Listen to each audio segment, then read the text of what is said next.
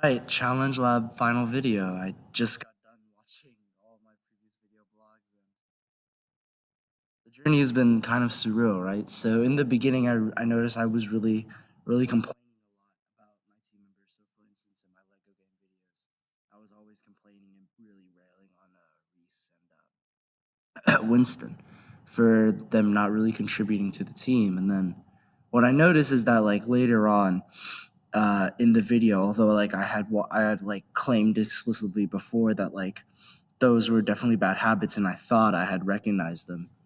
I noticed that like some of the things I was talking about, I was exhibiting those same bad habits. So, for example, I think it was in like week 9, I talked about not being able to make the first team meeting, which I previously criticized Precious for.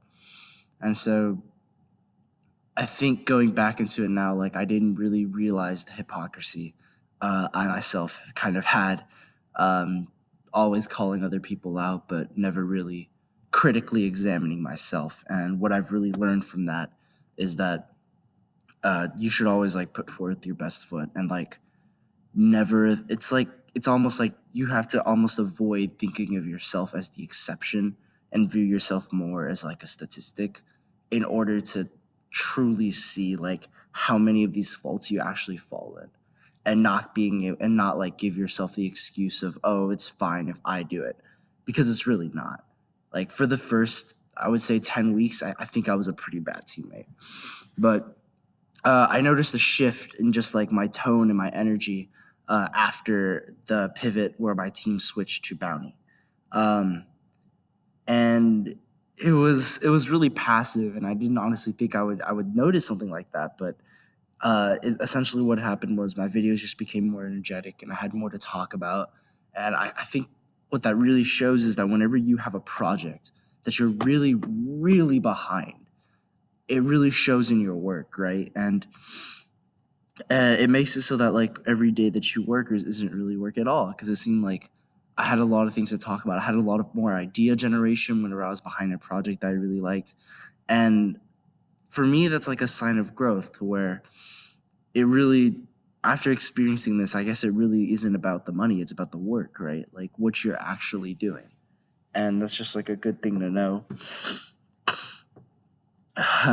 It's kind of crazy that it's all over now, but we do plan to continue trying to move forward with what we have. And so those are the two things right now. So one, I need to examine myself more critically, and I plan to do so from now on. View myself less as an exception, because in the end, like I am as vulnerable to the same faults if I ignore them myself. And two, find work that you're really passionate about.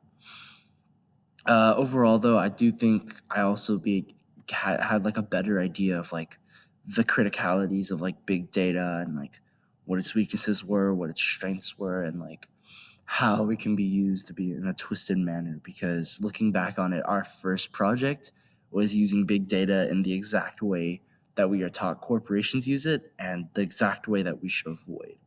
And so, just from that, I guess I can kind of see why people really abuse the power of big data, because a lot of these privacy infringements like start out in these small steps. You really don't feel like you're infringing someone's privacy because there's no one there to tell you so. And that conclusion just makes it, there's like a disconnect between using someone's data and how that data affects their personal life.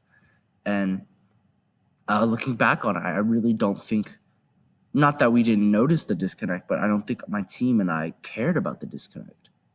Um, and we just wanted a startup. We weren't trying to solve a problem. We were trying to get money, basically, with that very first project with sentiment analysis and terrorism detection. And like, that wasn't trying to solve a problem at all. And I think it really showed in the quality of our work and in the way that we were so okay with essentially just abusing people's big data. Um, and like really using that to like identify their personalities, and like that's a violation in my opinion now. And like, again, like after you have a purpose, you see the flaws, right? With all these things that don't have a purpose, whenever you're working with a startup that's not trying to solve a problem, but that's trying to more like create a problem, honestly. And those are the takeaways. Examine myself critically, always do what I love, and make sure that I'm not like violating anybody's freedom. because that's entrepreneurship, freedom.